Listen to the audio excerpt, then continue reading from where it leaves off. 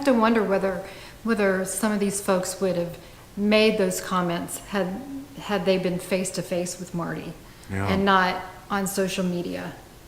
I kind of wonder about that.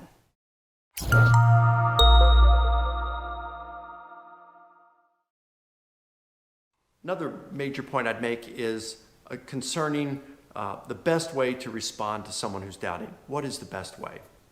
Well, I'd say let's take the example of Jesus. He provided evidence, he encouraged him, and he complimented him. And someone who's doubting, not because they want to get out of Christianity, because they want to cheat on their wife or do something else for moral reasons. I'm talking about people who they're sincere about their doubts.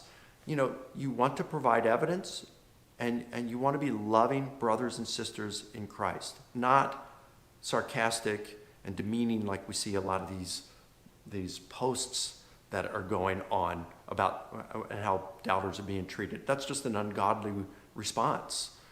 It's easy to do it because it's social media and, you know, we just don't think a lot. I have to wonder whether some of these folks would have made those comments had they been face to face with Marty and not on social media.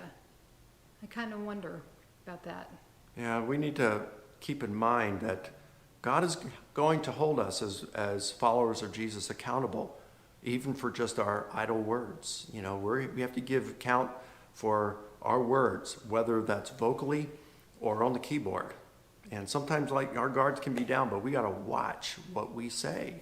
And what we say should be edifying, shouldn't be to tear someone down and to judge them. So let's not rebuke doubters for doubting. Let's not downplay their doubts. The questions Marty and others are asking, many others are asking, are difficult questions, and they're deserving of thoughtful, reasonable answers. And the answers are there. You know, I've looked at this stuff for more than 3 decades and wrestled with it. The answers are there. But you do have to spend some time to, you know, looking at this stuff. A lot of college students are asking these questions. Yes, they are. Aren't they?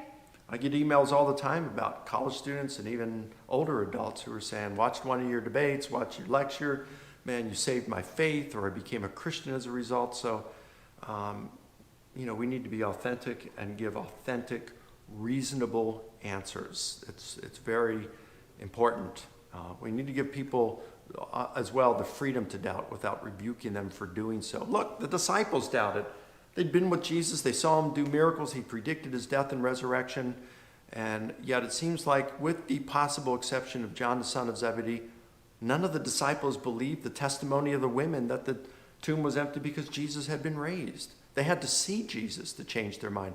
We don't get that, you know. So the disciples, you know, Jesus says, blessed are those who have seen and believe, you've seen and believe, but blessed are those who have not seen and yet believe. But we've got evidence that tangible evidence that we can present today, and we should.